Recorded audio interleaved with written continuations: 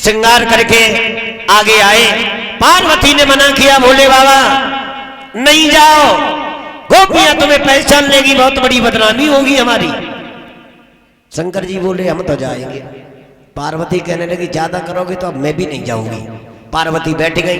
शंकर जी बोले तुम बैठो, हम कहीं और हमें आई महाराज देख। शंकर जी आगे बढ़े। पार्वती बोली आज नहीं मानेंगे। बोली हम भी आ रही हूँ, आओ ना, तुम आगे आगे चलो, हम पीछे पीछे चले। अब आगे आगे सती मैया है, पीछे बोले बाबा। महाराज क्या हो रहा था, पास में पहुंच गए। बारे कन्हैया तेरी लीला, भगवान ने दो गोपियां महाराज के बाहर खड़ी कर दी। क्यों? नारी के चक्कर में कोई नर ना आ जाए। तो पार्वती आगे बढ़ी। गोपी पूछने लगी कहां जा रही हो? रुको, महाराज देखने आई हूं। देखो, मना किसने किया? ऐसे थोड़ी देखोगे, कैसे देखेंगे?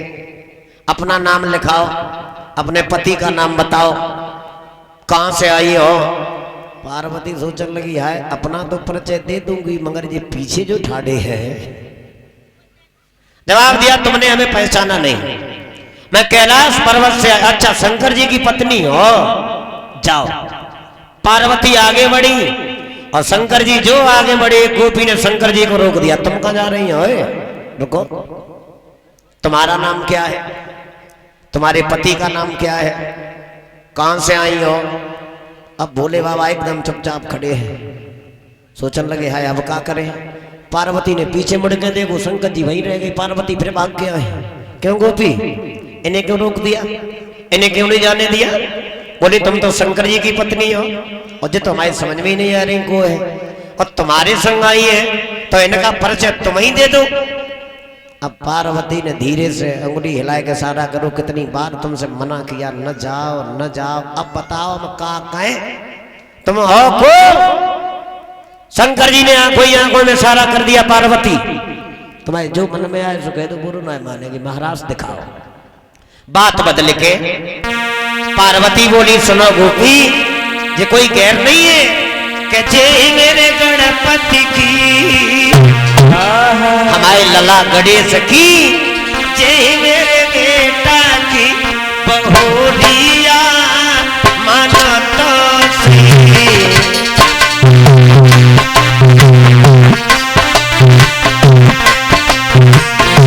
एक गोपी बोली मैया गणेश की शादी कर ली और हमें नहीं बुलाया।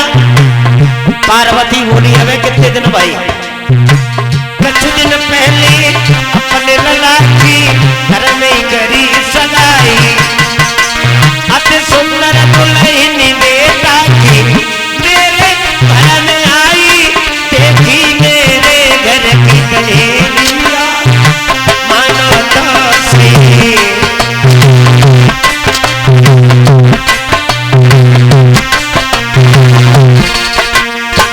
पार्वती बोली अब जाए? एक बोली रुको रुको मैया, करी गई शादी अपने लला की, खबरियों ने पठवाई, अब नहीं जाने दूंगी। क्यों? अब घूंघट ने कई उठाइयो देखे, कैसी बहुअर आई, कैसी गणपति की जब बहुरिया तो सही।